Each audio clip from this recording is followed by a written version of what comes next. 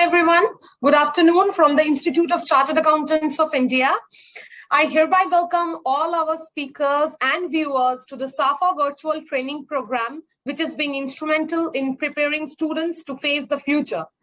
After having a fantastic inaugural accompanied by informative and enriching sessions by Mr. A.K.M. Kamruzzaman, Council Member, ICMA Bangladesh, and Mrs. Mansi Agarwal, who is an international corporate trainer and transformational speaker, we are extremely happy to announce that our sessions, the starting session was a huge success with a huge number of viewers across the world.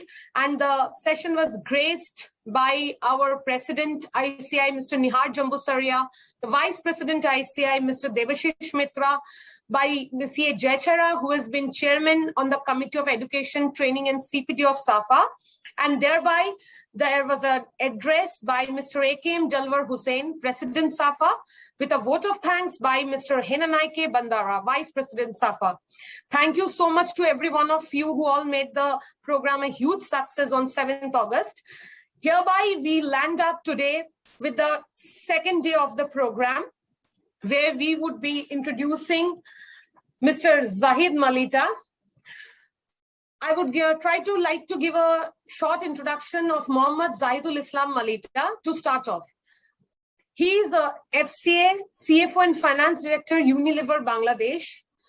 To start off, sir, we would like to inform the audience and viewers that Mr. Zahid is a highly motivated, result-driven and inspirational finance personnel with proven track record in cross-functional, multicultural environment in Bangladesh, Pakistan and United Kingdom. He has an overall of 22 years of professional experience, mostly in Unilever and KPMG, which are the top rating organizations across the world. During his 19 years of career with Unilever, he has done a wide variety of roles in Bangladesh, Pakistan, and Unilever headquarters in London, and is currently designated as the CFO and Finance Director of Unilever Bangladesh. Additionally, his vast experience ranged from category finance partnering to controllership to management accounting to treasury and internal audit in Bangladesh operation, global category and R&D finance in the headquarters. Also, he had the opportunity to lead the corporate finance function and food and refreshment division as finance director before he moved to Bangladesh as the CFO. Thank you so much, sir, for gracing the occasion and being our first speaker for the day today. We are extremely happy to have you in the platform. Now, I would like you, Mr. Malita, to take over the platform and enrich us with your words of wisdom. Thank you, sir. Many thanks, ma'am. And first of all, I really want to thank to all institutes in the SAFA region to give me this opportunity. It's a great platform to come and talk about. And what I'll do, I'll share some presentations I have. That'll be easy for our conversations. Yeah. So somebody has to confirm whether you can see that my screen. I'll just blow it up now.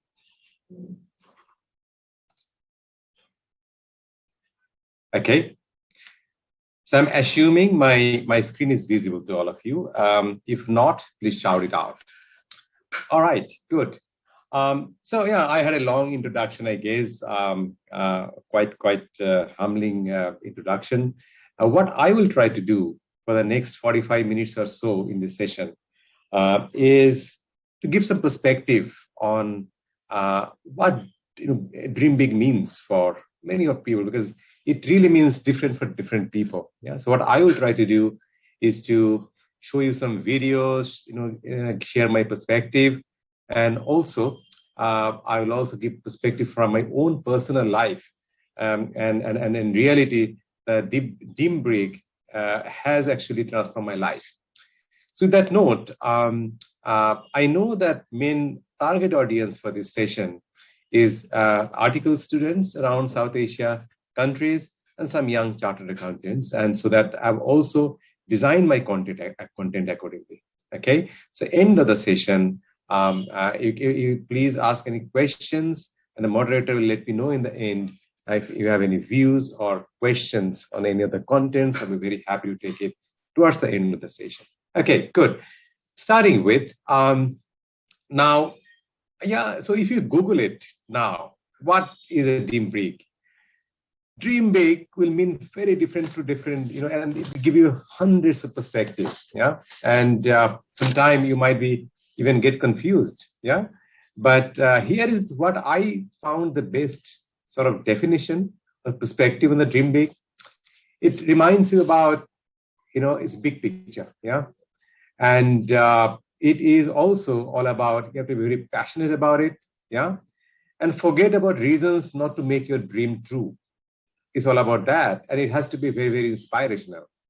So those are a few words I thought, came to me as a closest definition or thought I had in my mind. So happy to share that.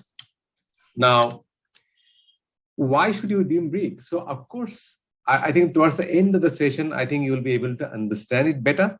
But some initial thoughts over different level of excitement.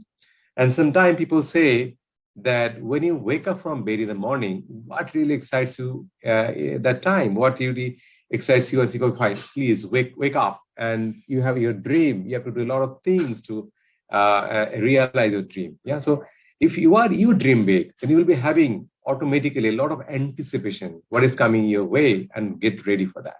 Yeah. My second point there was you will always find new abilities to deal with various challenges. Definitely we will, because whatever the abilities and skills you have today, it might not be sufficient to realize your dream. So you will proactively look for new skills and abilities, for that. Yeah. The other one, very, very important one, overcome limiting beliefs, because I think the biggest problem of dream big is you always think about your limitations. Please, remember that your ambition is always more than resources you have. Yeah, because if you start thinking big, you'll sometimes be limited by saying, I don't have this, I don't have that, I can't do this, and I can do that. But that will go away because, as I said in the beginning, it is about living without limits. Yeah, and as I was mentioning, develop new habits and skills. They'll naturally come to you because you know your direction, you make your plan, and you'll always find ways to meet your goals, to materialize your dreams. Yeah, and expanding network is very important, guys. Today's world is a collaborative world. Today's world is a partnership world. And therefore, unless you expand your network, you'll not be successful because maybe you need help from somebody else to realize your dream. Yeah, it is. So in that case, you'll always proactively expand your network to get other people's help to realize your dream. So I think those are 5 perspectives I had in the beginning that when we call it in finance, the business case of dreaming big. Yeah, I think it's a very strong business case. Now I'll show you a video. I hope the video will play. If not, please shout it out.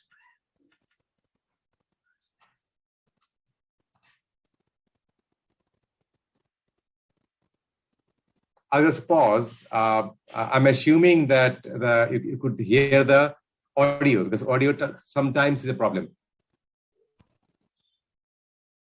Yeah, can somebody confirm that audio is audible?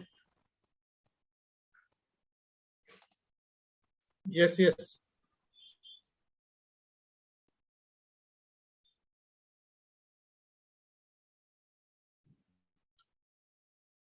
Sound is not working, not hearing. Yeah, that's what I thought. So give me a sec.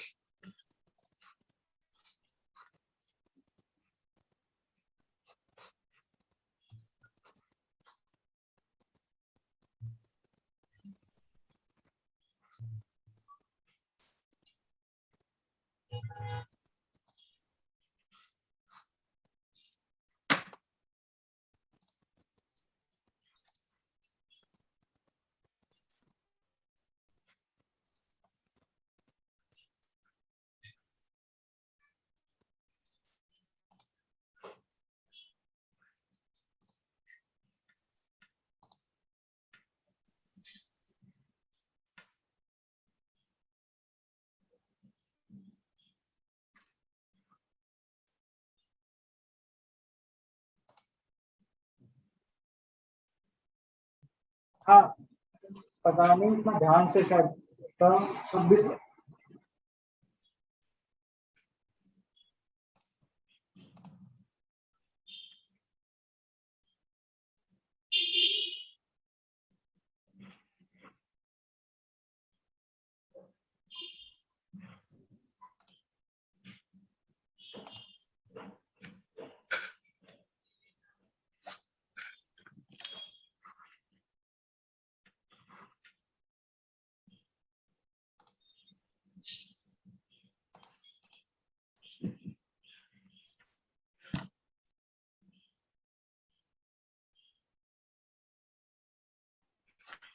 Mr. Malita, am I audible? You are audible. I'm looking for any setting change because I have certain Okay. videos. I want the audience to hear the sound as well. So I don't know why it is not working. I tested yesterday. Not an issue. Take your time, sir. If you are looking for the change, do it, no issues. नहीं आया ना इसलिए वो कहें Is my screen visible yet? Recording in progress. Yes, sir, your screen is visible with the background. And the screen sharing was also done perfectly. Okay, all right.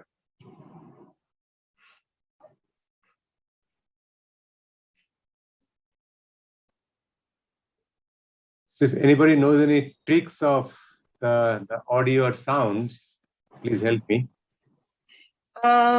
This is regarding what, sir? Arjun, can you, I'm sorry, Hemil, can you, from the webcast person, can you help, sir? Mr. Malita, please tell him the problem. Yeah. The audio, audio of the video. I'm showing some videos. The audio of that is not heard by people. For example, so I'm just screen sharing again. I'll show you. When I play the video, audio is not being heard. Okay, that's the problem.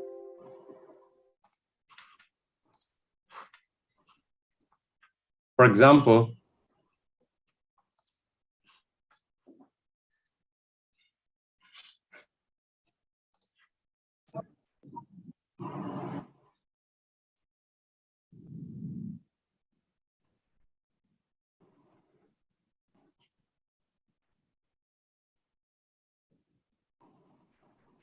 yes, it is in the presentation.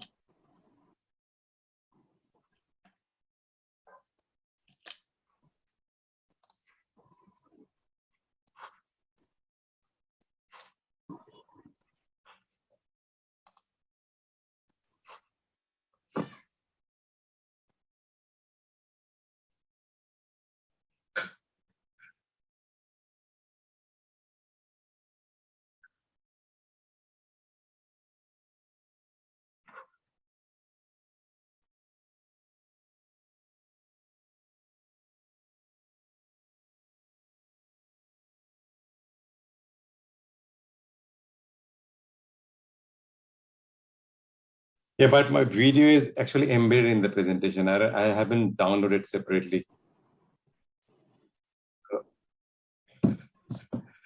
So I actually tested it yesterday with somebody else and it was playing perfectly.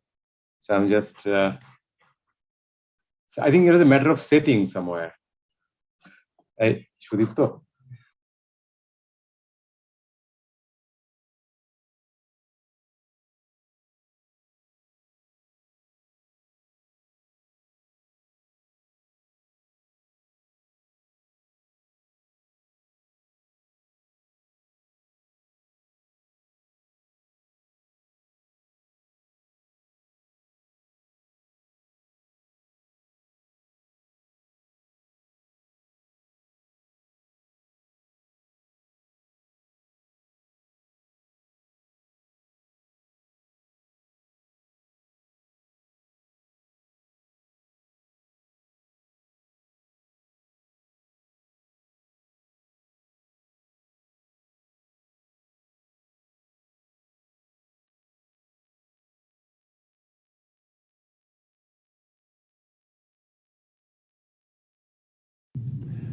How would you like to live without limits? The starting point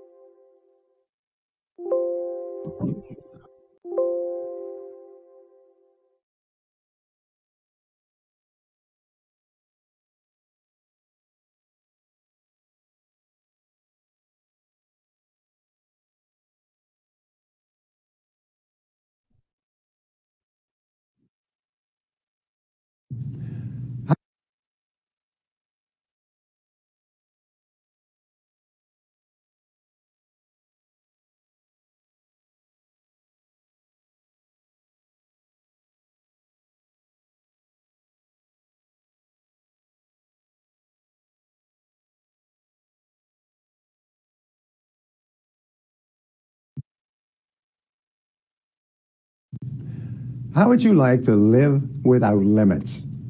The starting point of great success and achievement has always been the same. It is for you to dream big dreams. How would you like to live without limits? The starting point of great success and achievement has always been the same. It is for you to dream big dreams. And when you're dreaming big dreams, there's nothing more important than for you to cast off your own limitations. You must begin dreaming and fantasizing about the wonderful things that you can become and have and do without thinking of all the reasons why it may not be possible. There are 3 keys to living without limits that have always stayed the same. They are clarity, competence, and concentration. Now, clarity means that you're absolutely clear about who you are, what you want, and where you're going. You write down your goals and you make plans to accomplish them. You set very careful priorities, and you do something every day to move you towards your major goals. And the more progress you make toward accomplishing things that are important to you, the greater self-confidence and self-belief you have, and the more convinced you become that there are no limits on what you can achieve.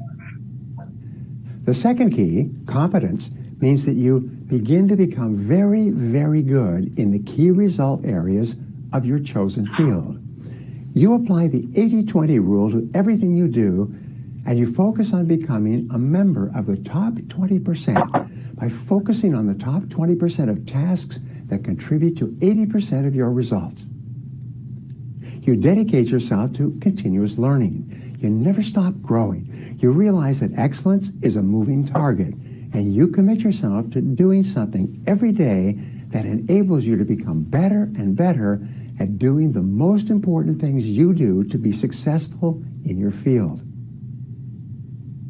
Third, concentration is having the self-discipline to force yourself to concentrate single-mindedly on one thing, the most important thing, and stay with it until it's complete. If you can do that, you can conquer the world. And if you can't, you always have to be supervised by someone who will make you do it. Now, concentration is persevering without diversion or distraction in a straight line toward accomplishing the things that can make a real difference in your life. When you allow yourself to begin to dream big dreams and creatively abandon the activities that are taking up too much of your time, and then focus your energies on alleviating your main constraints, you start to feel an incredible sense of power and confidence. As you focus on doing what you love to do and becoming excellent in those few areas that can really make a difference in your life, you begin to think in terms of possibilities rather than impossibilities, and you move ever closer toward the realization of your full potential. If your real goal is to dream big dreams and live without limits, you can set this as your standard and compare everything that you do against it.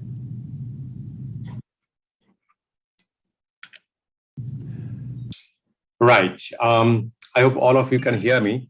I think that video was a very, very good video, and you will be now clearer what are the big benefits of dreaming big, and it is possible, and how it really transforms you as a person. Yeah, I think he talked about 3 keys of dream big. One is clarity, and as he was mentioning, you have to be absolutely clear about who you are and what you want to achieve in life, and only then you will find all the means and ways to make it happen.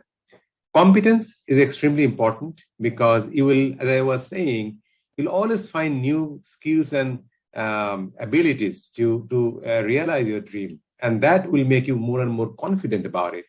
And you will always move, be very, very concentrated and focused in realizing your dream.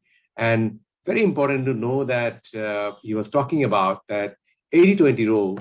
It is very important that 20% of your effort should be able to make up 80% of the outcome. That is extremely, extremely important. Yeah.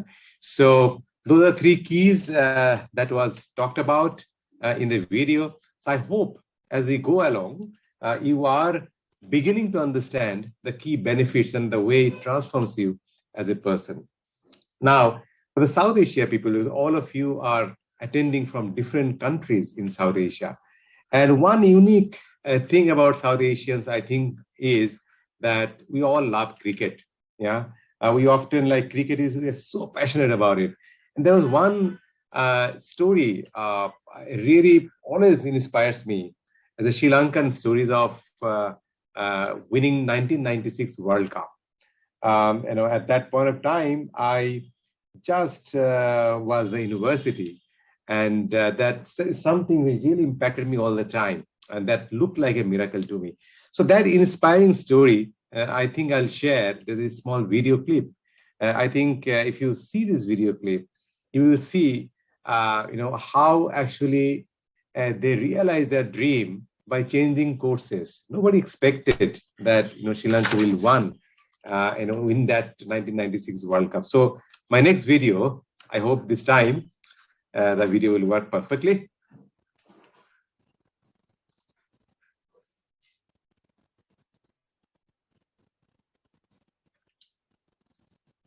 It is one of cricket's greatest underdog stories.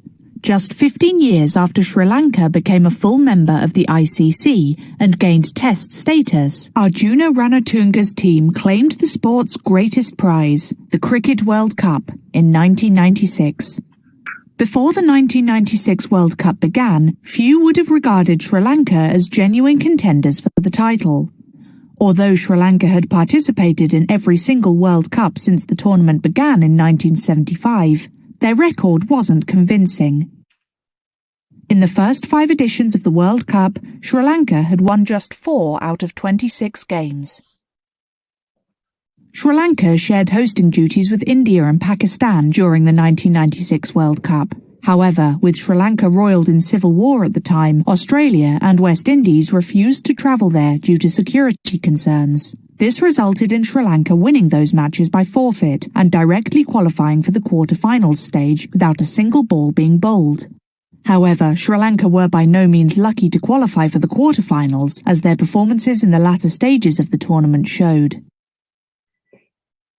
Coached by Dave Watmore, the Sri Lankan team implemented a revolutionary playing style that abandoned the conventional approach of safeguarding wickets early in the innings. Instead, openers Sanath Jayasuriya and Romesh Kalawitharana were given license to play attacking shots and take full advantage of the fielding restrictions during the first 15 overs. At a time when a 50 to 60 run haul was the standard return for the first 15 overs, Sri Lanka made 117 runs in those overs against India, 123 against Kenya, 121 against England in the quarter-final, and 86 against India in the semi-final. Another hallmark of Sri Lanka's triumph was the depth of their batting order, which was exemplified by the reliable Aravinda de Silva. In the semi-final against India, Sri Lanka had lost Jayasuriya and Kalawitharana for a combined total of 1 run. Asanka Gurusena, who so often played the anchor role, also fell shortly after, having scored just 1 run, demonstrating the depth of their batting order. Aravinda de Silva blasted a memorable 66 from 47 balls, whilst Roshan Mahanama made a composed score of 58 with contributions right down the order. Having set India a target of 251, the Sri Lankan spinners turned the screws and reduced India to 120 for 8. Angered by India's batting display, a section of fans at the Eden Gardens began throwing bottles onto the outfield and even set the seating ablaze. As a result, Sri Lanka were awarded the semi-final by default. Sri Lanka met Australia in the final at the Gaddafi Stadium in Lahore. The two sides had a rocky relationship with each other, involving ball tampering accusations, the throwing allegations against Mutia Muliduran, and the refusal of the Australian cricket team to visit Sri Lanka.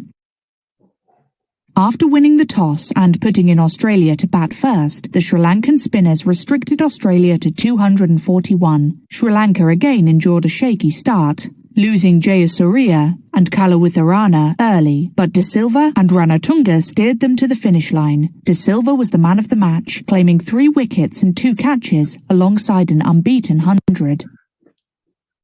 Not only did Sri Lanka become the first host nation to clinch the World Cup, they also became the first team to win a World Cup final whilst chasing. Looking back at the adversities faced by Sri Lankan cricket at the time, the civil war, the lack of resources available to Sri Lankan cricket, the ball tampering accusations, and the throwing allegations against Mulladuran, it is truly remarkable that Sri Lanka won the World Cup in 1996.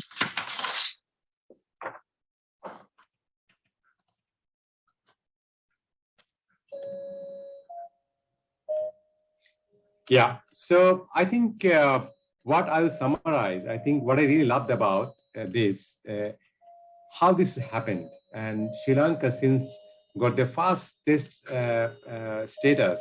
Now, in 15 years' time, the video showed that they only won 4 out of 26 times. And who expected that Sri Lanka will win a 1996 World Cup? Actually, none. Yeah. That was a surprise. And I think this is the result of a dream big, because what they did at that point of time is like a miracle, right?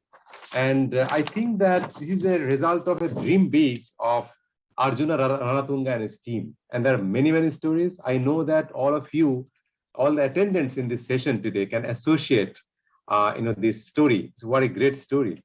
And what they did, they had their dream, but they changed their traditional ways of playing in the first 10 to 15 overs of the wicket, and very, very different way.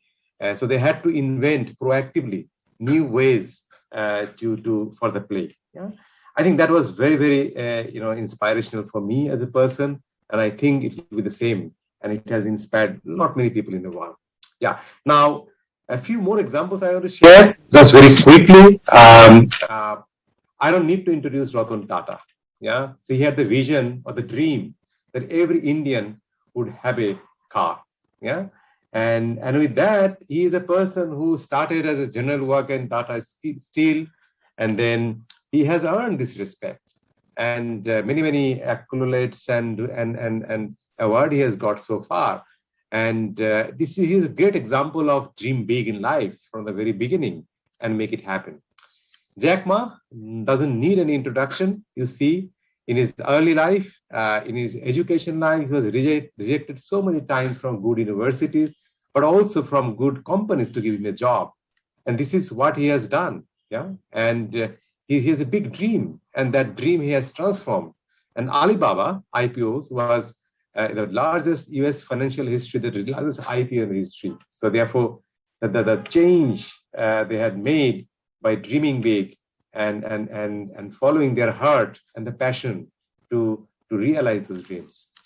A couple of examples, I think quite inspirational, that some chartered accountants, because all of you are on the way of becoming a chartered accountant, and you see these 4 names, and maybe you will not easily, readily remember all of them, but nobody, I think everybody will know Mr. Birla. He is a chartered accountant. Yeah, Motilal Oswal is also a chartered accountant. He's one of the most honest business man in India, and he is also a legend in the financial sector. And next you have Sanjeev Mehta, who is also a chartered accountant from India. And I had the opportunity to work with this great visionary leader. He is now HUL CEO. He also sits in the global board of Unilever executives. He's a very successful man. He is also has been recognized as the best CEO in India many times. So all of them are chartered accountants. David Ross, you might not remember him, but he is the guy who invested £6,000 of his savings to create Carphone Warehouse, and which has become a very big success. But he, by education, is also a chartered accountant. Yeah. So with that note, I think a couple of takeaways from all these contents I've shared so far, that you will be having adversities. Yeah, I talked about Jack Ma, talked about, I think every successes always came with a lot of adversities. If you had the big dream, then you have everything you have in your mind. You will find, innovate, and proactively look for challenges and get your success. So therefore, it becomes easier. So adversity is there, but then you must face those adversities and find ways to mitigate them. Yeah. Setting up milestones and plans are very important because remember, dream without a plan doesn't mean anything. It's only a dream. You wake up in the morning, dream is gone. In order to make it reality, you have to make plans, small plans, goals, and the milestones. And try everything I was talking about. Yeah, and whatever comes your way. If you have to create new relationships, new partners, new people who can help you, please do that and leave no stones unturned to make your dream true. Yeah. So on that note, I have about of this session that what you guys will be able to relate and associate in your life, because all of you, as I've been told, are mostly in article student period, and you are on the verge of becoming a chartered accountant. Yeah. So you're still a student. So therefore, I think the biggest, I think the most relatable stories could be if I can share something from my own life. There is something all of you can relate. Yeah. So what I will try to do in the next 20 minutes is I'll share my stories with you because I happen to have a person who have been transformed by Dream Big. Yeah. Of course, I'm sure either ICAI or ICAB didn't know that while selecting me as a speaker, but I happen to be, a person who got really transformed. Yeah. So, okay, I'll start. Okay, the slide is not moving. Don't worry, it will move soon. So my childhood here, guys, was very, very different. Yeah. Today I'm very successful, running a big company in Bangladesh from finance. But my childhood was very different. I was born in a place called Kaliganj, that is in western Bangladesh. It's a village, I would say, a municipality, area, but quite remote. Yeah, everyone in my family is about in small to medium businesses, and nobody in education, nobody in service sector. Yeah. My school life was very difficult, I would say, and I don't have any shame to tell you guys that I used to fail in exams until in class 10. I did not have any motivation. What is the motivation of going to the school? I feel bored. And therefore, I used to fail, and I am just saying that that's truth. Yeah, even my school teachers get always surprised at how I became so successful. A doom backbencher student, how come that person can do so well in life? Yeah, and if you ask me in class 10, of course I come from the Bangla medium for a remote school, and I could not write a correct paragraph in correct English at that point of time. Yeah, that was me. Yeah. Now the Dream Big happened. It really transformed my life when I was in class 10, just before the final matriculation exam. We call it in Bangladesh. I don't know what is called in other countries in South Asia. It's like SSC, we call it. And just 4 months before that, my father started inspiring me. And he told me about what I can become in the future. And there was a distant relative who was a chartered accountant. And then that story, my father said that if you become a chartered accountant, you'll be very successful and you will be earning a lot of money. And that was one of my big motivators at that point of time. And I started dreaming big. And I must say that that changed my entire life, my friends, because a person who used to fail in exam, now thinking about dream, and I thought about my limitations because I couldn't do anything. I was not good in math. I failed in test exam in math. That's true. I was not good almost at anything in study. And how can a person can dream that? So I didn't think about my limitation. I only thought that I can do that. Yeah.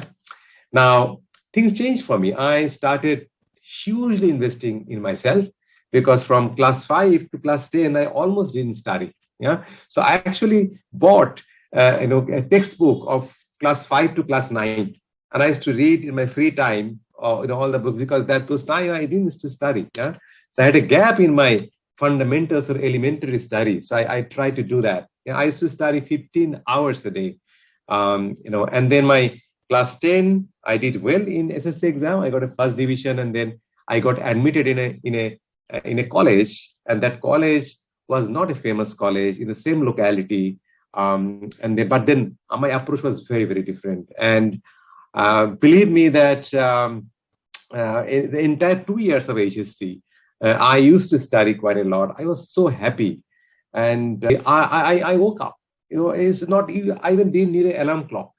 And because my dream was to tell me, Zaid, this is you are nothing, and what you can become. And this is the dream I want to get. And that goes sometime beyond logic. But I put a lot of effort in doing that. Yeah. At the end of the HSC exam, I stood second in the combined merit list in the Zashore board. And that was a huge success. And my school teachers used to laugh. No, can't happen. There must be some mistake. This guy used to fail in his school, and how come he has become second in the combined merit list? And I was then attended a TV program, national TV, and I must say that in the TV, one thing I said that I want to become a chartered accountant, and that really inspires me. And I really said that. Yeah, I wish I had that clip recorded, but I don't have it now with me. But things have changed significantly, and I am telling you guys again and again what changed. See, what I was, my dream happened, and this transformed everything. I never looked back. Yeah. Now, after passing my SSC exam, now I always say my school college was probably a pond. And from a pond, I actually went to a river, which was a university. Because university all across the country, the best and the best students come in Dhaka University. And then I started doing my class. And then, what really happened is that whatever skills I had before was no longer sufficient to do excellent in university exams. So therefore, I had to be proactive, and then I had to find new skills and abilities and capabilities to get there. But I would say it's not easy relatively for me, because the dream was very, very clear to me. I had to do a first class in honors and masters, and then I must do a chartered accountancy. That was my dream. And I must say that my journey was quite simpler there. So I got very good result. And then but the real hurdle, the biggest hurdle, I would say, CA. I would say that from university, I told you, I consider that as a river. From there to CA, because I did my articleship in KPMG Bangladesh, which is called Raman Hawk. And that I call it from a river to a sea. Yeah. And where life is very, very different, because, from in a university, you have 24 hours to study. Yeah, you're a free man. But in the articleship, you are doing more than a full-time job, right? I'm sure everybody joining this call can associate with me, because you are doing articleship. You have to do a day job. You have to deliver thousands or hundreds of deadlines. Yeah, life is not easy. So I was frustrated many times that what do? I don't find time to study, and how do I pass exam? Yeah, that was the biggest challenge at that point of time for me. And it was very easy to give up. At multiple times I thought, let's give up. It's not possible for me. Yeah, I used to start my day at 8 a.m. in the morning, and I used to come back from my audit assignments around 8 p.m. in the night. And what do I do? Yeah, it's not very easy to give up, guys. I got very good job offer that point of time, but I said no. Let's stay true to my dream. That's what will make me happy. Yeah. Now, I saw a lot of people are in, the CA life was so enriching for me. So many audits I have done, and I interact with so many finance people in the country, in the finance people in the country, in the industry. And I was really, that gave me a lot of perspective about life. Yeah. And you'll be surprised to know that I actually got also a gold medal in the CA when I qualified the final exam. Yeah. So that I wasn't expecting that, because I thought I needed to study more. But what was very useful, guys, focus. Because if you are an article student, that you will get a 30 days, 1 month of education leave. And that is allowed in Bangladesh if you study CA. I got that. And my entire 30 days of exam leave or study leave was revealing for me. And I was able to put a lot of effort and able to do it. So my advice to all of you if you're getting the study leave, make full use of it. Yeah, because you need focus.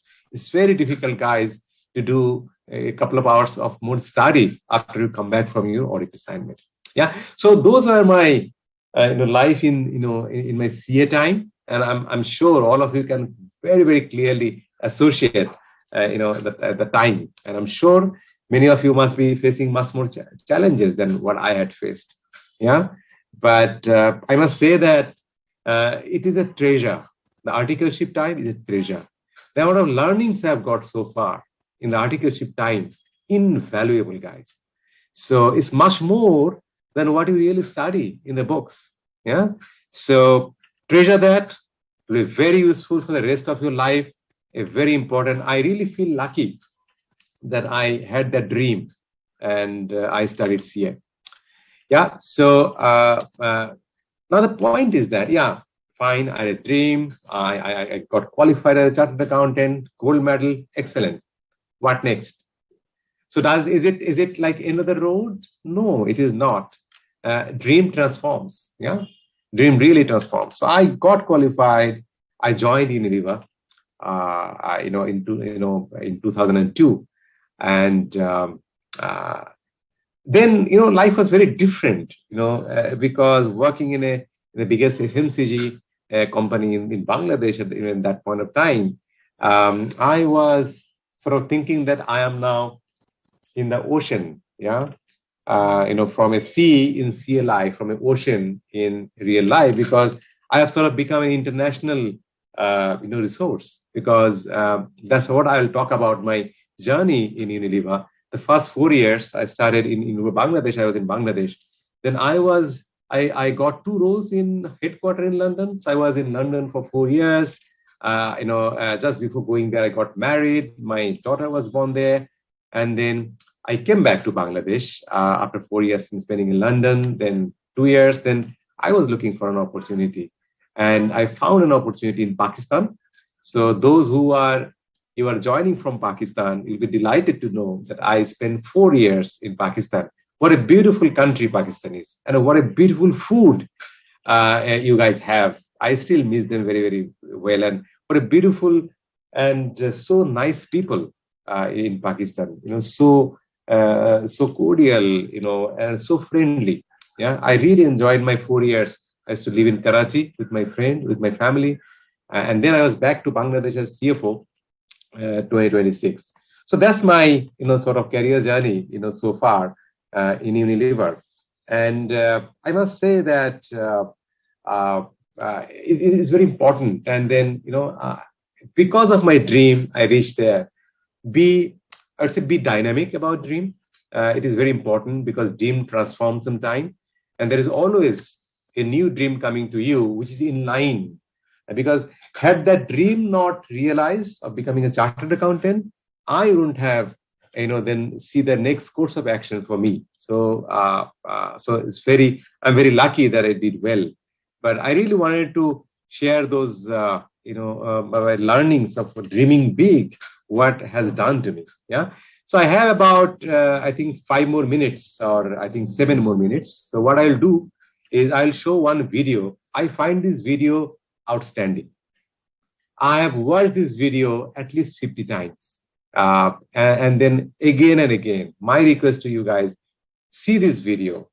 And I think you'll be able to associate a lot of things I have shared so far in this session today.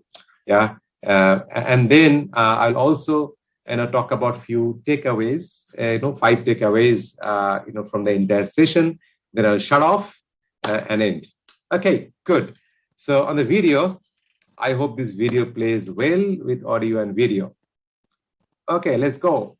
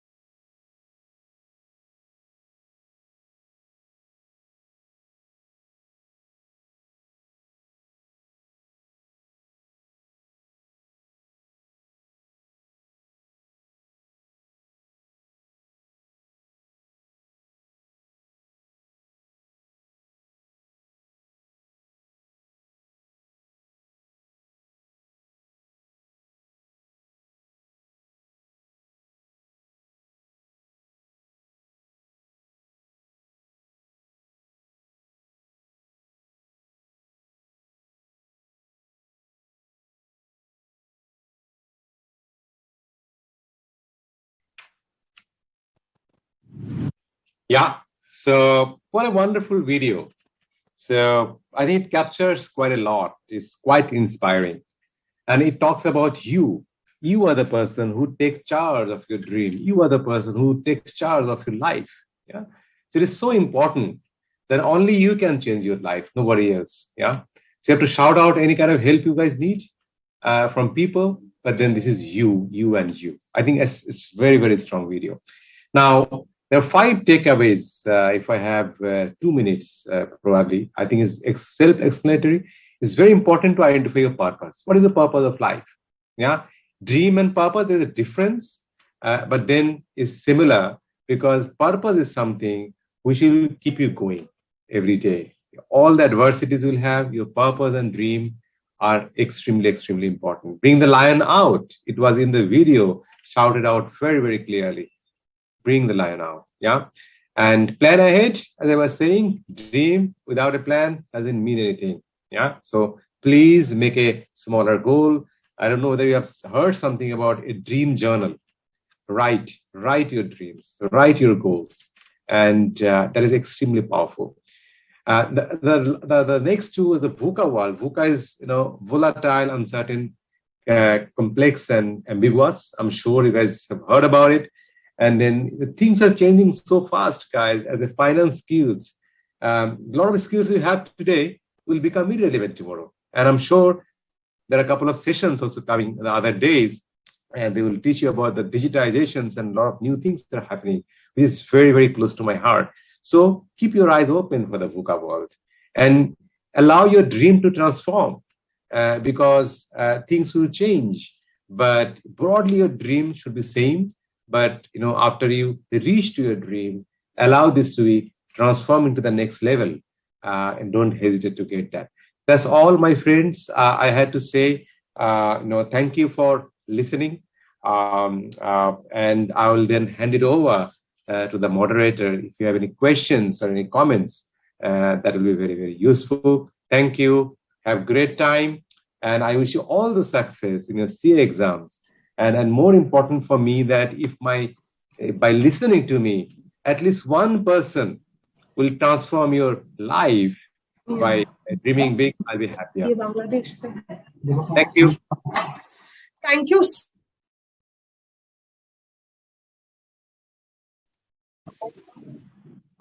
Thank you so much, sir. Sir, we have certain questions from our viewers. We would be highly obliged if you can please answer them for them. Sir, first of all, thank you very much for such a brilliant presentation and having such introspective information regarding every single details has been covered, and we are really thankful to you for bringing us the larger picture of the frame. So we have questions like, what qualities are needed to become a successful team leader? Like considering the pros and cons, which should be considered while becoming a team leader. So what are the ones in which one should put priorities? Okay. You, sir. Yeah. Thank you. It's a good question. And of course, it's a general questions on the team effectiveness and team leader. But I'll choose to answer this question more from inspiration or dreaming big. So I think the biggest success of a team leader, quality of a team leader, can you inspire people? Yeah, can you inspire the people who are work for you? Not only work for you, people above you as well. Remember, guys, that if you can inspire your people, you can make your people successful. That's what I think that the one single most quality, if I have to say, the most important for a leader to be successful. Now, dream big is so important because you have to show the color of opportunities, the color of future, how success looks like. And any kind of barriers though your team members have, if you can contribute in unlocking them and solving that, for them, and that's the best thing you can do as a team leader. I hope I was able to answer. There are four more minutes for the session, then I'll go for the next question. Thank you. Thank you so much. Sir, we would also like to just ask you that how do you motivate yourself to take action? Okay, so motivation is something, very good question. So probably by now you have learned that I'm a person who believes in purpose, who believes in dream. So let me tell you that in daily life, it's not about work only. Let me share with you my purpose of life. Yeah, my purpose of life is to rally people with optimism and bring happiness in people around me. So that's my quote unquote purpose of life I live every day. And that motivates me quite a lot. And sometimes I feel lethargic in the bed in the morning. And when I think about purpose of my life, that I need to bring this optimism, things are possible. I need to show these stories in people around me. I need to help them. And that inspires and motivates me. And if I am in a tough, difficult situation, when I think about my purpose of life, then I feel so motivated. And that is my single source, I would say, about all other things, about biggest motivations in my life. Thank you. Am I audible? Very much. Yes. Very Sir, thank you very much for your answer. I think the viewers are mighty pleased with this answer because these are the words which they wanted to hear from you. So can you just, can we just ask you that there is another point raised by one of the viewer that why do you consider it important to dream big? Like dreams can be small also and people can be happy in achieving small dreams also. But why is it importantly possible that one should dream big? Like only bigger things would turn into reality and smaller things won't. So that's a contrast in the conversation. So can you please expedite on them? Sure. It's a very good question. Yeah. I must say that, see, you might feel that dream is small, but the dream will be big. Let me tell you that the one dream I just talked about, that every, Ratan Tata thought that every Indians should be having a car. Is it a big dream, small dream? You might say it's a small dream, yeah, just to own a car. But that means a lot to that person, yeah. So therefore, it might look small, but the impact, it is. Now, why it is important to dream big? So it is something which should not be easy to achieve because that will not keep you motivated. If you dream something like easy achievable things, it's very easy to achieve, it will not keep you motivated. As I said, it has to be much more than your current capability. It should be much more than the resources you have at your disposals. Unless you have that, easy achievable dreams will never be able to motivate you. It will never be able to transform you because you want transformations in life, right? And that's the reason I'm saying small dream can be goals. Yeah, for example, if you're a CA student right now, you can think that, okay, fine, I'm appearing in 5 exams this time. My dream is to pass all of them at one go. So those are not dreams. Yeah, those are goals. Yeah. So realize that.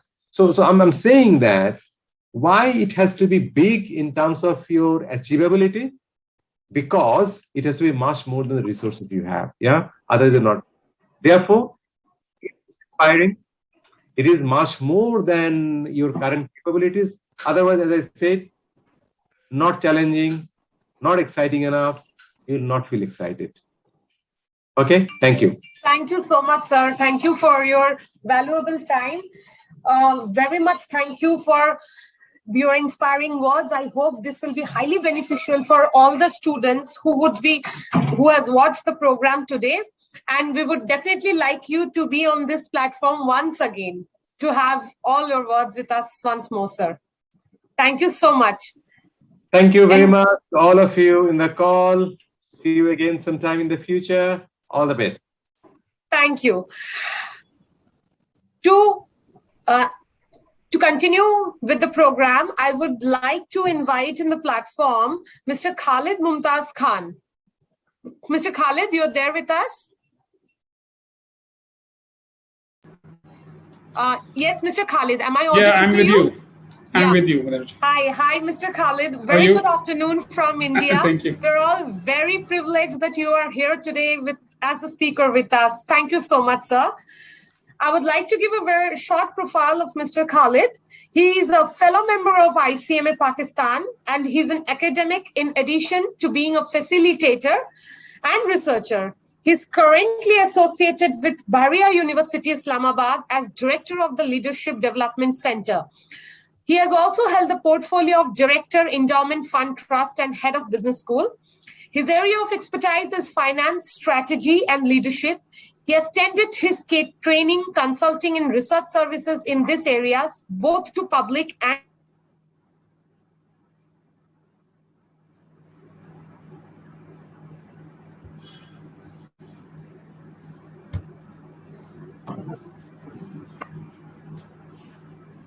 development sector. Mr. Khan has extremely advised on creating endowments, raising funds, attracting grants and financial sustainability, while to commercial sector, he has remodeled SWOT, especially in emerging economies and turbulent financial environment.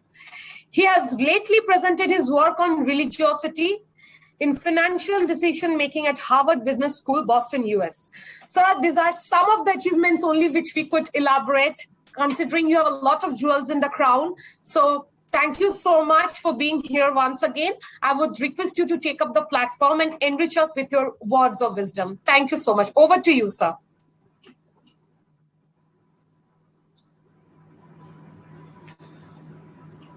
Am I audible, sir? Yeah, you're audible. I think the voice comes with some lag. And thank you, Ms. Banerjee.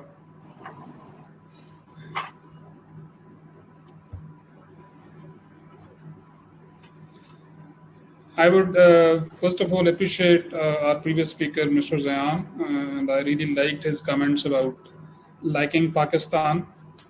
And I'm sure since Sri Lanka lifted the first World Cup here in 1996, so we lost that, but I really appreciate the way he appreciated the country. And I really liked the way Mr. Zayan presented his views on thinking big in life.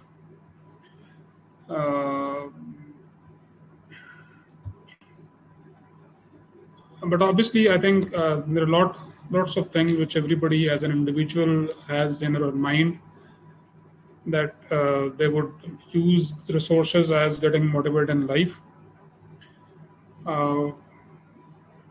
My topic today given to me is about teamwork.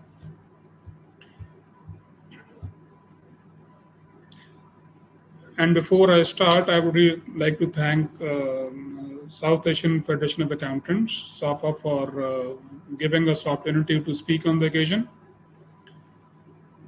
On behalf of ICMAP, I really thank the officials for arranging such a worthwhile opportunity and talk to our members and students. I also thank my parent institute, the Institute of Cost and Management Accountants of Pakistan, for letting me present them on this occasion. And above all, the students who are listening to this conversation, thank you very much. I pray that the hard time we are going through this globally.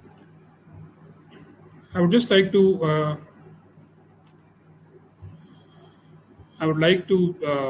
share my presentation for today, and for that I'll just take a while I upload my presentation.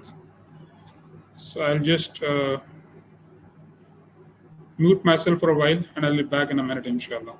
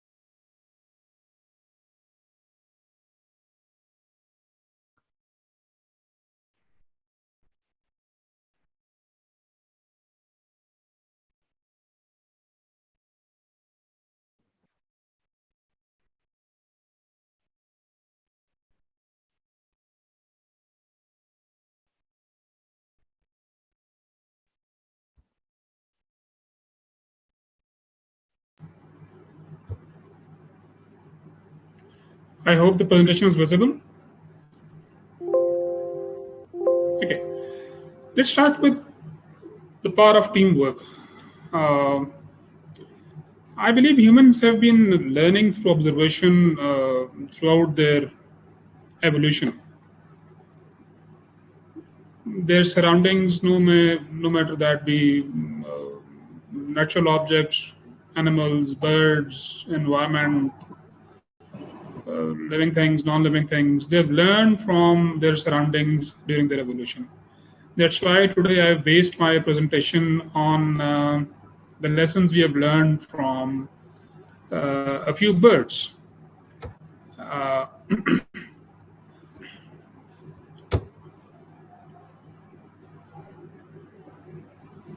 hope the next slide clicks.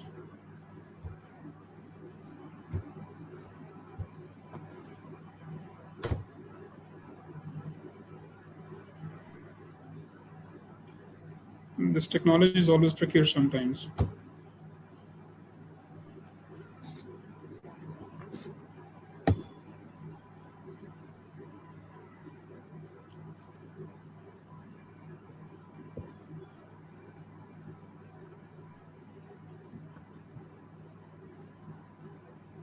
Just for a minute, please. I think it's a little stuck at the moment.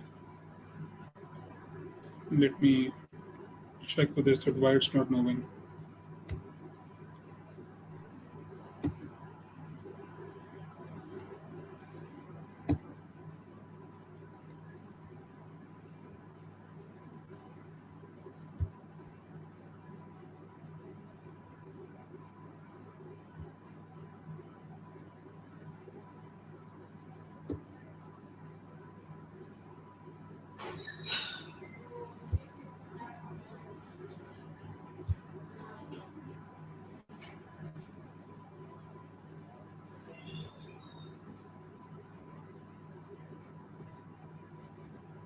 Okay, it works now. I hope the screen is visible. Okay. Have you ever focused on the musical instruments we have around us? I mean, there is a list of musical instruments here displayed different. And frankly, myself, I can't really name all the instruments precisely except naming a guitar, naming a pipe, naming a drum. Maybe the rest three I can't name. But I know that when a symphony is played, the symphony is not played with one instrument.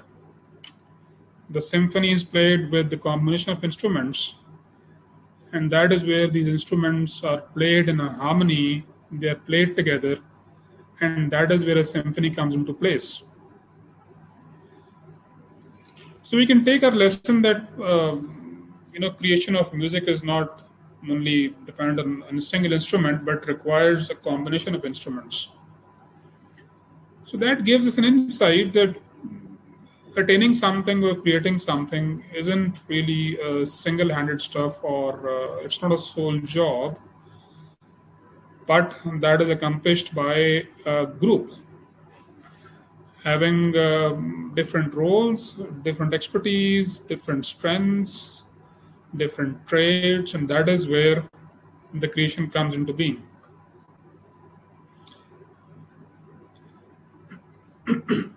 As I mentioned earlier, that I have based this presentation on the lesson learned from a few birds. So I would ask two core questions before I really take on to our power of the teamwork. And I would stress my colleagues, my students to focus on this, that what is teamwork and why are teams essential to succeed?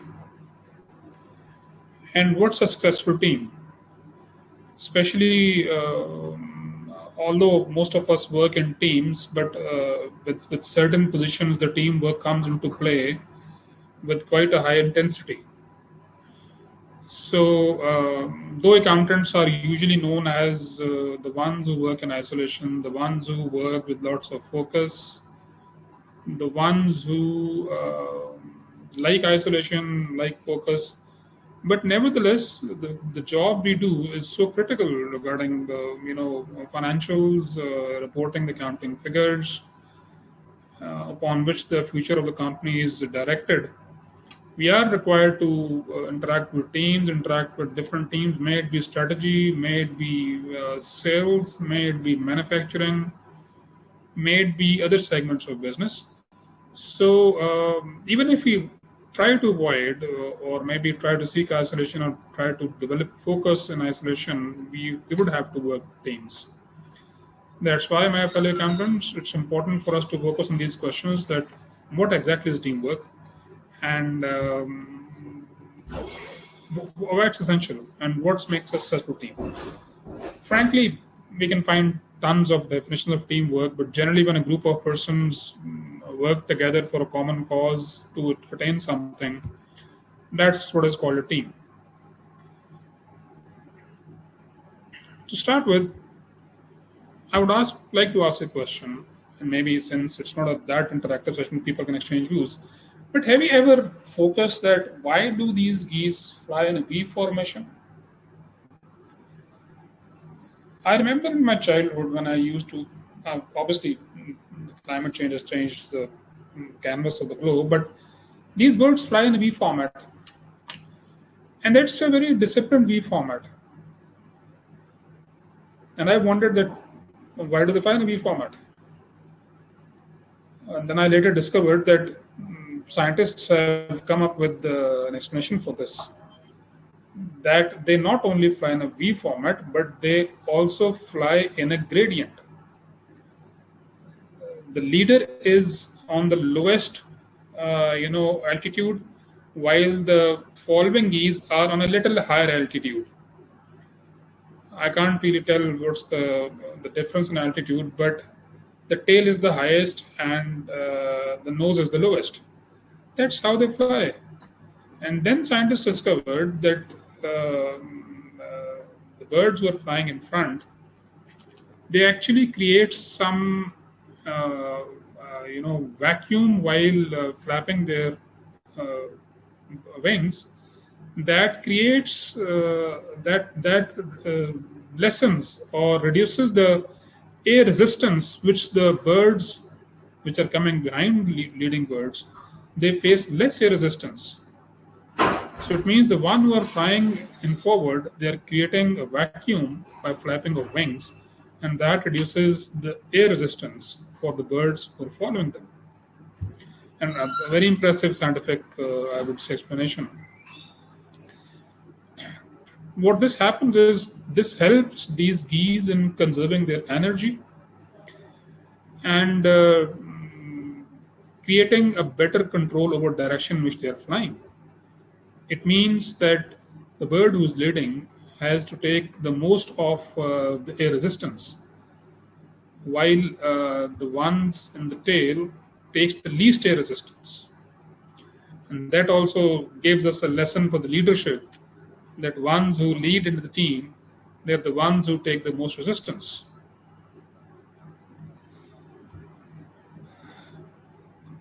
That's a fact. This is not a question, but it's a fact that they fly in the V formation. And I've just explained that why do they fly in V formation? It means they attain better results when they fly in this particular formation. Now, let's move on to the second fact. Sometimes, I hope I'm audible. Okay. Yes, sir, you're audible. Thank yes, you very much. The second question is that sometimes a couple of birds fall out of formation. They fall out of formation. What happens to them? If they fall out of formation, what happens to them? They're not tied with a rope. They are just following the formation independently. And they do fall out of formation. There's a wind pressure. There are lots of variables coming into play when they are flying. So now, once again, scientists discovered that when a goose falls out of formation, it suddenly feels the air resistance which the leader is feeling. It feels the resistance, and the speed of flying instantly slows down. It not only feels resistance, it feels to flap more wings to travel same distance. It finds it difficult to catch up the pace with the flock. It finds difficult to keep the angle and keep the target. It finds it difficult to zero onto the target. So what does the bird do? That's a natural question. And scientists observe that the bird instantly falls back into formation. It falls back into the formation to take the advantage which these geese take while flying at the back, reducing air resistance, having more output with the lesser input, and conserving energy for a longer fly. And please keep in mind, these geese don't fly just a kilometer, 2 kilometers. They maybe fly from Siberia, that cold place, and they land somewhere in India. I mean, that's hundreds of miles of journey. It's not that they fly just between two cities. So they need to be focused. They need to have coherence in order to cover such a long distance. I'll share 5 facts with you. First, I shared that why do these geese fly in a V formation? And second fact, I discussed with you that when a goose falls out of formation, what they do is they instantly fall back into the formation in order to not only conserve energy, reduce air resistance, fly more with less energy, and benefit from the vacuum which the bird in front of them is creating for them. And let's move on to the third fact. Now, it's natural. I mean, I always wonder that these birds fly such a long distance. Don't they get tired? I mean, yes, it's quite natural. We look at us in our lives. We are covering lots of ground, trying to reach our goals. As my colleague earlier mentioned, that you have to work hard to reach your goals. So, what if one of the member gets tired? And what if the lead goose gets tired? I mean, the one who's leading. And once again, my friends, when I read this story, by the way, I thought I should have been better, somebody reading around the bird, things rather than accounting. It's such an interesting thing. But now, once again, scientists discovered that when the lead goose gets tired, it rotates back. It comes either on the left or the right flank. It rotates back and flies in a position either at a tail or close to tail or somewhere in the middle. Because the more you're close to tail, the more vacuum you're enjoying, and the lead goose gets some time to recoup the energy to follow up with the group. So it means that these birds, they take rotations in the leadership role. They take rotations not only in the leadership role, but they take rotations on both flanks of this V.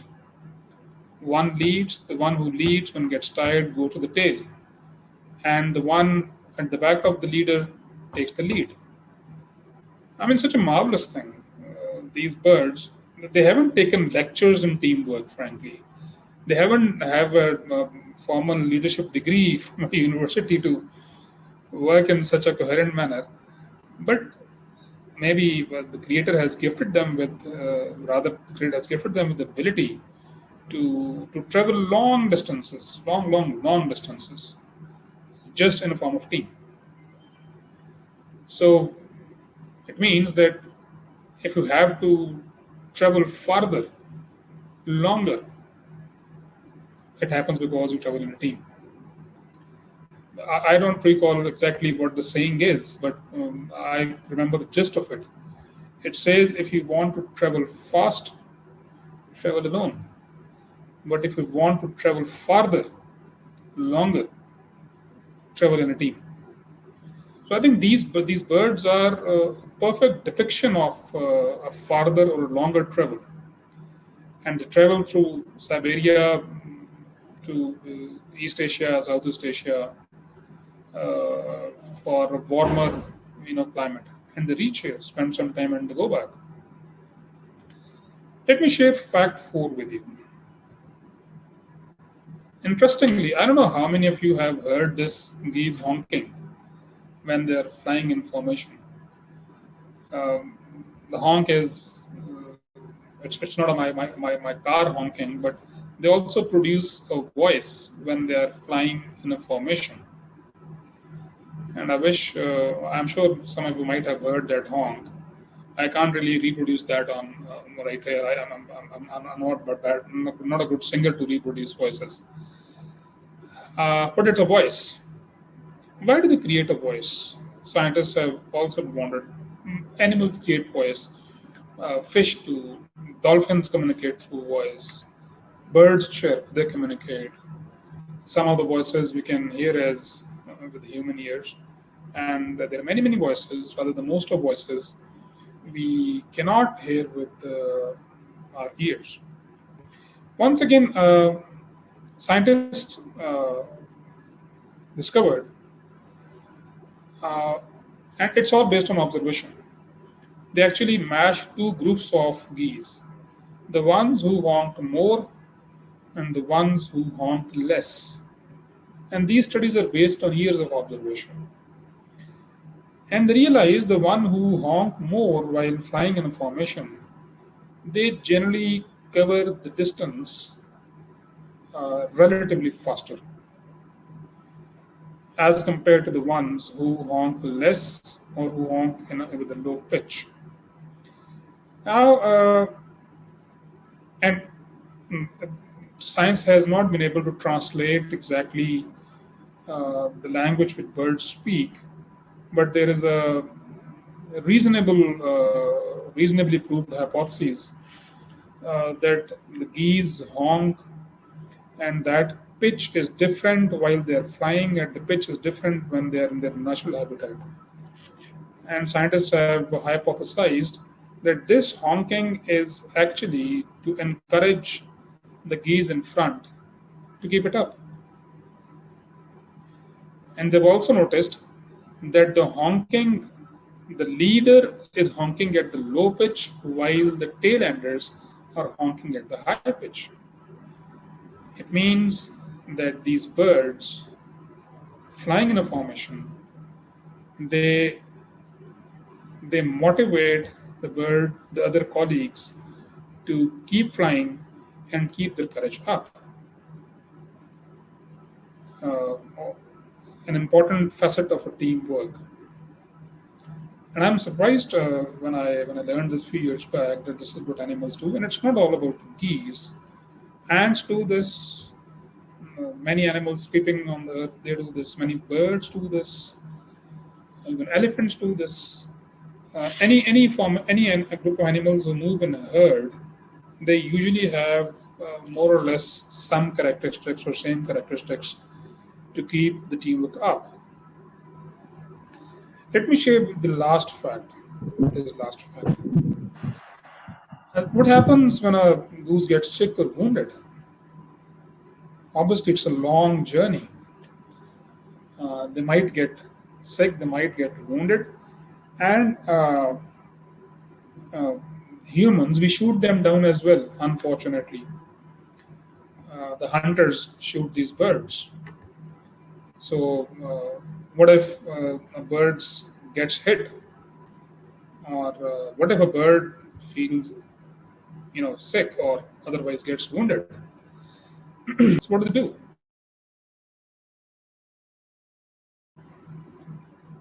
Other birds give up upon their calling. Once again, my fellow scientists, my scientist community, they discovered that when a bird falls sick, or it's get wounded, or it has something that it can't keep up the pace, it leaves the flock. It leaves the flock, and the bird does not leave the flock alone. my hunter community who hunt these birds, they might have noticed when they hunt a bird down, it doesn't come down alone.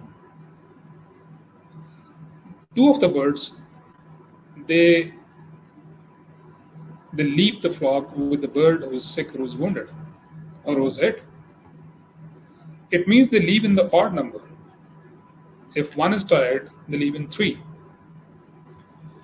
And scientists, based on the long observation, they have found that when a goose gets sick or wounded or shot down, 2 goose drop out of the formation and follow their sick member or the wounded member either to land or to fly at low pace or to take rest, or even if it's a hit down, it dies, they stay there till the time the bird loses life.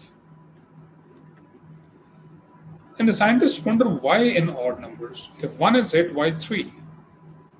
If one is sick, why 3? And they learned once again, when the sick bird gets well, they again fly in a formation, in a V formation. One leads and one flies on the left flank and one flies on the right flank. They again form a team. I think as humans, there are worth learning lessons for us, that if these birds maintain their teamwork in all odd circumstances, even circumstances, it means they reach to their destination not as alone, but as a team. Now, 5 facts I just presented to you, and let me summarize them, the findings from those. And we title it as Teamwork and Our Cute Bird Geese. And these are the 5 inspiration which scientists have drawn, which the scientists who study human behavior, they have drawn these inferences. I'll just read them out for you. 1, individuals who share a common direction and achieve their goals quicker, easier, and faster.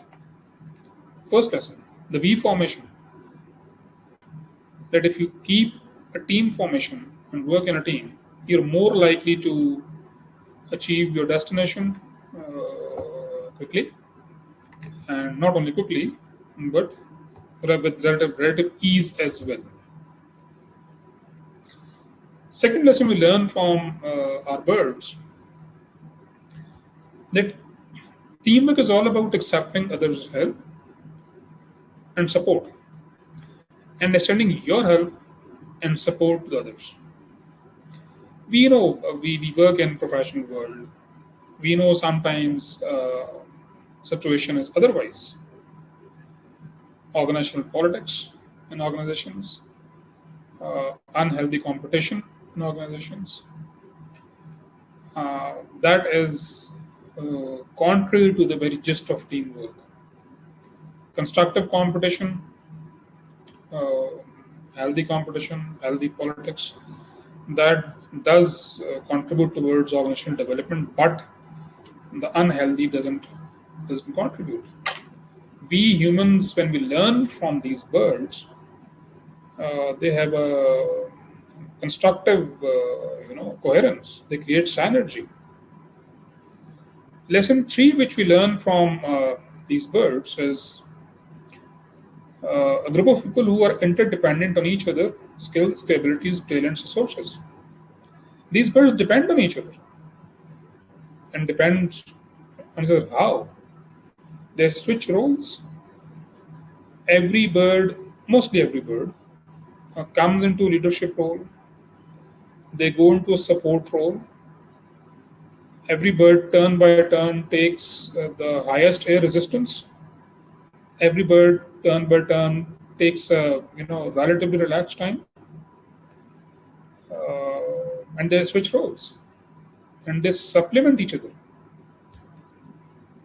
in terms of their individual strengths although we think that birds have same skills, same capabilities, same talent, same resources, but as humans, we know that the skills and abilities and capabilities and resources and the thought process, weakness, strengths, different people have different of all these.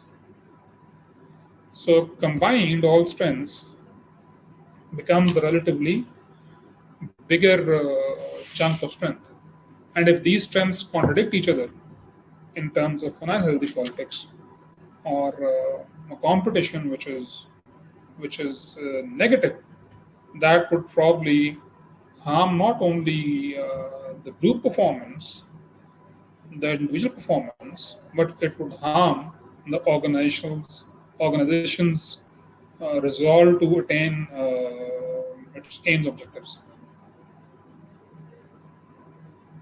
The lesson 4 we learn from these birds, the teamwork of these birds, is the constant encouragement and feedback when they honk. Next time, please do observe how do they honk if you get the opportunity. But look at us now as humans. My colleague Zayan Manita talked about the Sri Lanka lifting the World Cup. Look at a cricket match even. I mean, I often find the wicketkeeper encouraging the bowler, very good ball, keep it up, keep it up. And I sometimes think that he's not really bowling that well. So the wicketkeeper is trying to encourage the bowler to do well, so that if he is lax in the performance or if he's feeling demotivated, he's not up to the mark, so the morale should be lifted up. So these birds do that. I mean, as humans do that. So if you look at your surroundings, people, in order to attain certain objectives or reach certain destinations, they encourage each other and they give the feedback. Even the negative feedback is conveyed very positively in terms of area of improvement, not as trying to prove somebody's limitation. No, it's given in a positive sense. It's given in a sense that contributes constructively towards the team members' growth. Now, the last lesson we learned when I mentioned that what if a goose gets tired or what if a goose gets hit? What do they do? And it's not that the goose who got tired or who got hit, she left the formation, but 2 more accompanied the bird. That's like standing by each other in difficult times as well as when we are strong. So the teamwork is not only about when you're part of team. When you're not a part of team, or you're out of team temporarily for some reason, it means still you stand with each other. Since as a hobby I climb, I do little mountaineering, I realize that when you're climbing a larger team and one of the members has to descend down for whatever reason, it's not that he or she is sent down alone. There are at least 1 or 2 members accompany the member who can't keep the pace up. So for you, these are 5 lessons which we can take from just a small group of geese who fly from Siberia to this East Asia. In teamwork, we accept others' help and support and extend the same. Third, as a team, and as a member of team, we have capabilities, different capabilities, talents, resources, strengths, weaknesses, skills, and combined, it becomes a synergy, a bigger resource. In team, it's all about giving constant encouragement and giving constructive feedback to the people whom we work with. And then at the end, standing with each other in the difficult times, as well as in good times as well. Obviously, not in the difficult times, but in the good times too. Moving forward, practicing teamwork. How do you practice teamwork? There are lessons we have learned from that geese exercise. I'm sorry if you might find me putting too much animals. I believe that humans have lots to learn from animals. That's why I put them here. And yes, I love dogs too. There are 4 or 5 lessons which we learn from this small exhibit I have presented in terms of that geese formation. Teamwork is crucial for success. Those geese are not likely to reach destination from Siberia to East Asia, Southeast Asia, if they don't fly in a V formation. Scientists have never observed a single goose flying from there and reaching here.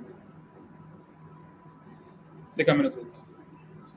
It means the destination is achieved with team. The teamwork is critical for success. Second lesson which we take from here is the teamwork and communication go hand in hand, and both are crucial to achieve great results. Yes, communication is the key, no doubt. They go hand in hand. It's crucial for succeeding, getting results. There are teams which are not synergetic. As I mentioned, that if there are unhealthy politics among teams, there are unhealthy competition. They might be a team, but do they really achieve results? The answer is unlikely, or either less than results. They don't really get to the mark as a coherent team would. The next lesson we learn is team is a journey of continuous improvement. Yes. The lesson we learn from them are cute birds, geese, that they put the best in the front, in the leading role.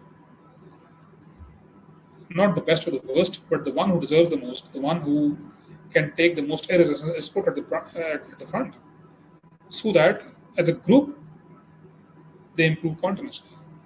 They keep up the speed and they reach their destination. The last one is every team member plays an important role in achieving the team's goal. When I really saw there are many expeditions which different space agencies sent to the space, even many movies, each member has different expertise. And each member's expertise is crucial for a group success. If I'm not wrong, probably Neil Armstrong was the first, if I'm leaving controversy aside, if he was the first one to put his foot on the moon, he didn't do it alone. I mean, we know one person as the person who achieved, but it was humanity. Look at the amount of expertise gone into that. When I read about this robot landing on Mars,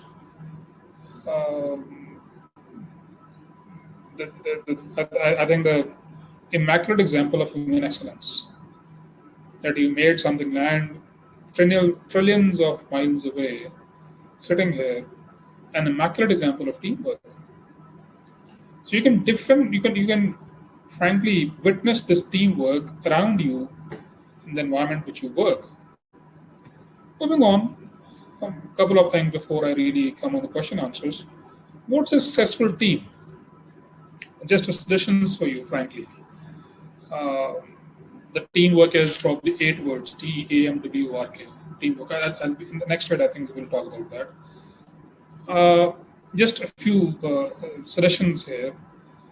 Divide into some groups as the geese do. The left flank, the right flank. It means it's important to divide a team into sub-teams based on some rationale, some commonalities, some synergies, some strengths. Write the word teamwork vertically on a piece of paper. Generally, what we do in ops is we take a paper of A4 size, like this one, this paper, right? And I'll draw a T over here. Then I'll draw an E. Then I'll draw an A. And then an M, and so on. It means there would be 8 A4 size papers. And write what would you like to do with the T, with the E, with the A, with the M, with the W, with the O, with the R, with the K. Write all the good words. For instance, look at this. I mean, this is also one of the observations, right? T stands for talents, skills, abilities. It may be anything, frankly. I mean, it depends on what team members do. You can do this exercise in your offices, in your homes, in your surrounding where you work, where you live. T is for tolerance, E is for enthusiasm. Enthusiasm is all about excitement and trust. A is for adaptability, that's the flexibility to face unforeseen roadblocks. M is mutual respect. And let me tell you, this is not a standard terminology. You can write anything with these words. For example, I would like to write E for energy, frankly, rather than putting an enthusiasm. So M is for mutual respect, W is for working together, O is for staying organized, R is for recognition, and K is for knowledge. Once again, not a standard terminology, but try to attach the good things or expression with each of these alphabets. As a team, what you have or what you would like to have. In some cases, we also do an exercise where we write the good connotations of these alphabets and the bad connotations of these alphabets. For example, T stands for talent. T can also stand for tired.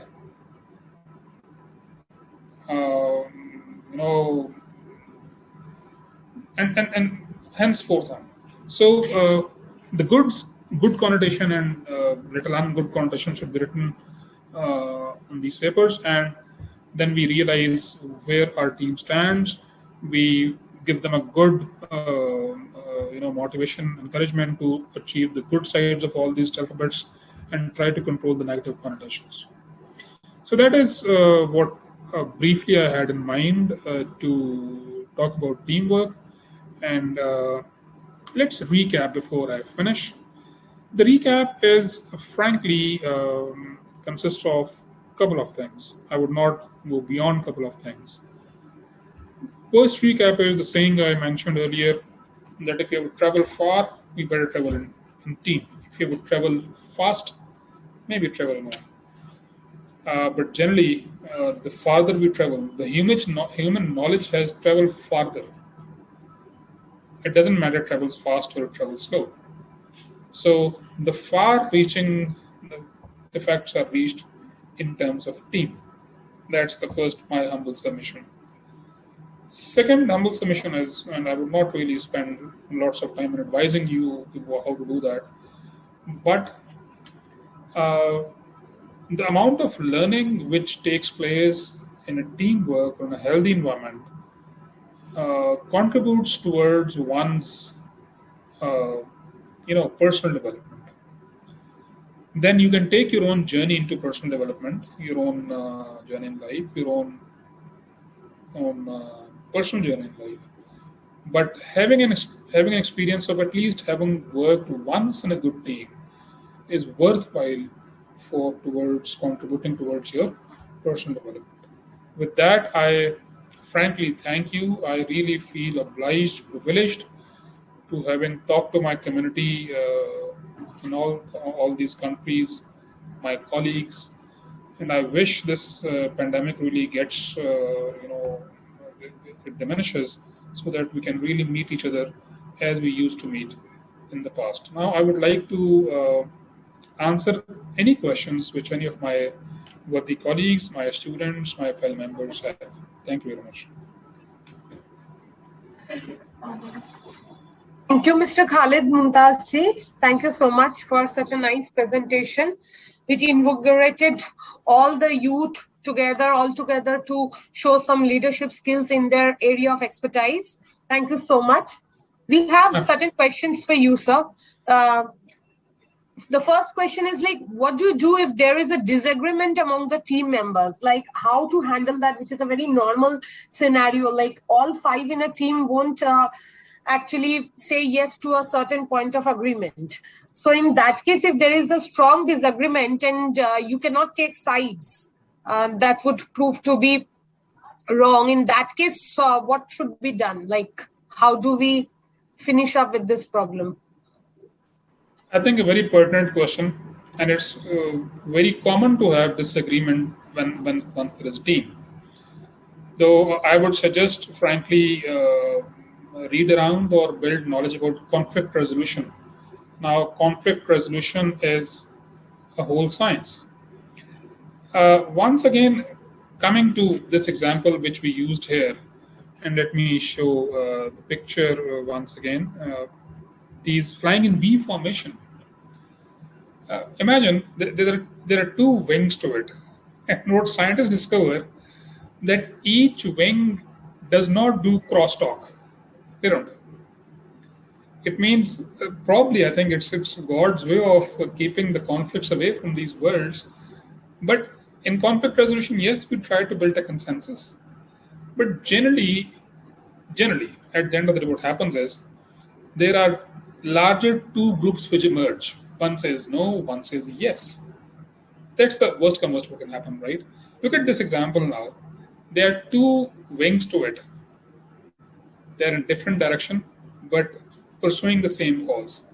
That is where a leadership role comes in, that they respect difference of opinion, yet they are able to connect all these differences to one common goal. And that is what the conflict resolution is. So we need to apply all the conflict resolution techniques. And the ultimate aim is to respect the difference, but yet keep the output connected to the attainment of the goal which the organization decides. Thank you. My Thank you. pleasure. Thank you so much, sir. I hope that would suffice to the students who have put up this question. Secondly, sir, there is another question for you that, like, we know that there are so many teamwork skills which are needed to take a team ahead on behalf of the team leader as well as everyone else.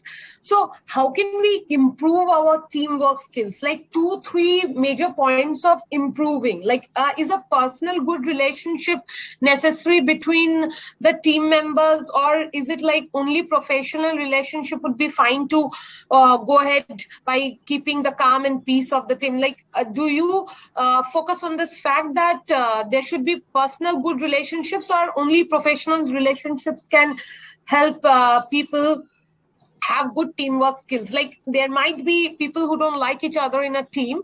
In that case, how do someone improve the teamwork skills? Like everyone won't be the same in a team. So how to bind that team factor? Very pertinent once again.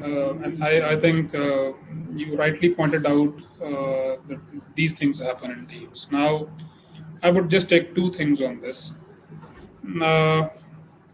There are two skills which are critical for a team. Two skills, rather, I would say. I would add one more to it, right? But let me briefly tell you. First of all, the listening skill. I mean, as a member, it's important to listen to the other's views. And I think most of the brunt or most of the negative feelings in a group or in a team, they go away once the aggrieved member has been listened. There's a tons of scientific research available that at least more than half of the resentment goes away when one is just listened. So listening is the first skill. No matter how absurd, how irrelevant, but the team members' views must be listened so that they vent out what they have in hand. And the second, the philosophy of inclusion. I mean, building ownership on the common cause. Once you have listened, look at our, the parliament, sessions we have. I mean, we have witnessed certain sessions where, frankly, the parliament is fight with each other because they're not been listened. But what do they end of the do? They sit on the table and decide. Inclusiveness. So listening is the first part. It must be provided. As a leader, you must provide it to the members. Try to create an inclusive, mindset that we have to include members in the team rather than exclude them.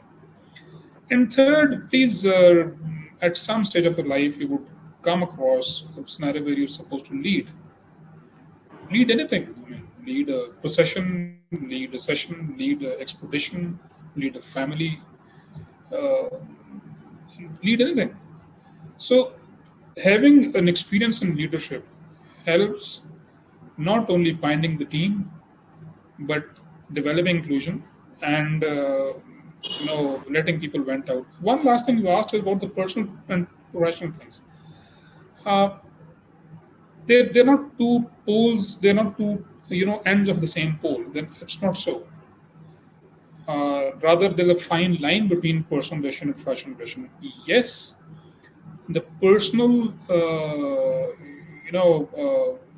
bonding does create a positive effect on the professional work, and vice versa. But only thing which one need to be cautious about is the clash of interest. That's an ethical issue. I mean, avoid clash of interest. But yes, a good mix of personal and professional blending must be kept, keeping in view the social norms, the cultural practices, the moral teachings. We know that what society teaches. So, but separating them altogether is not what I really think is what is sought. I hope this makes some sense. My answer. Thank you so much, Khalidji. Thank you so much. Thank you for sharing your knowledge with us and with all the youth who have been watching this program. And this, I think, will suffice as the answer because you gave us the reasonings going through this. So thank you so much for being such a brilliant speaker at our platform, sir. And we would definitely want you to be there with us again on the same platform. So with this, we would like to end today's program with the hope that we will come back again on 21st August with a new set of speakers for a new set of technical sessions. So I would request everyone who is watching that please do join the program on 21st August for a more enriching and a more reverberating session. Thank you, everyone. Thank you, Manoj. So kind of you. Take care of yourself. Thank you, Khalidji. Thank you once again.